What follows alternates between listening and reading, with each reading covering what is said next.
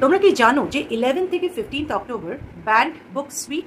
তো আমি ভাবলাম এই উপলক্ষে আমি 3টে ব্যান্ড বই সম্পর্কে বলি, যেগুলো বাংলাতে আর যেগুলো মানে খুবই ভালো বই, and they are cult classic.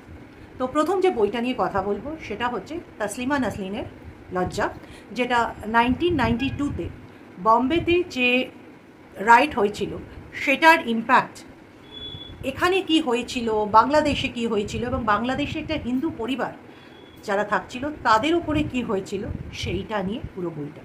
এই জন্যে এই বইটা তখনকার সময় ব্যান্ড করা হয়েছিল। আমি লজ্জা ইংলিশে পড়েছি, বাংলাটা ডেফিনেটলি পড়ার ইচ্ছে আছে। সেকেন্ড যে বইটা নিয়ে কথা বলবো সেটা হচ্ছে রাতভর বৃষ্টি। এটা রিসেন্টলি আমি এটার ইংলিশ অ্যাডাপ্টেশনটা, যেটা পেঙ্গুইন থেকে বেরিয়েছে, পড়েছি। ওটার নাম হচ্ছে ইট রেইনড অল নাইট। এটা 60s সময় লেখা একটি বই, যেখানে বলা হচ্ছে যে সম্ভ্রান্ত বাঙালি পরিবারের বউ, যার 20 বছর বয়সে বিয়ে হয়েছে, 20 বা 21 এরকম বয়সে বিয়ে হয়েছে, এবং বিয়ের 12-13 বছর পর যখন তার একটা মেয়ে আছে, she gets attracted to one of her husbands friend. এবার তখনকার সময় মানে 1960s জন্য এটা কিন্তু একটা খুব মানে পরকীয়া প্রেম, বাঙালি বাড়ির বউ, এটা এবং সেটা একটা নভেলে লেখা হয়েছে। আমার মনে হয় এই কারণে বইটা ব্যান্ড করা হয়েছিল।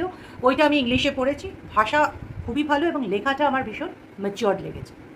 থার্ড যে বইটা নিয়ে কথা বলবো, এই বইটা আমার পড়া হয়নি, বাট এই বইটা খুবই পপুলার একটা বই, সমরেশ বসুর প্রজাপতি। এটা মোস্ট প্রবাবলি 1967-এ লেখা হয়েছিল, এবং তখনকার একজন লয়ার এটার অ্যাগেনস্টে একটা কেস করেছিল, যাতে উনি বলেছেন যে অশ্লীল ভাষার ইউজ করা হয়েছে বইটাতে, এবং 1985-এ সেই ব্যানটা তুলে দেওয়া হয়। তো এই বইটা আমি খুব শিগগিরই পড়বো, এবং পড়ে কীরকম লাগছে ডেফিনেটলি আমার আপকামিং কন্টেন্টে জানাবো। এরকমই ইংলিশ কী কী বই ব্যান্ড হয়েছিল, কেন হয়েছিল, সেটা নিয়ে আমার একটা ডিটেল লং ফর্ম ভিডিও আছে, আমি লিঙ্কটা ডেসক্রিপশনে দিয়ে দেবো, তোমরা দেখো। আর তোমাদের এরকম কী কী ব্যান্ড বই পড়ার ইচ্ছে আছে বা তোমরা পড়েছো, সেটা ডেফিনেটলি আমাকে কমেন্টসে জানিও। আজকের জন্য tata, bye bye and happy reading.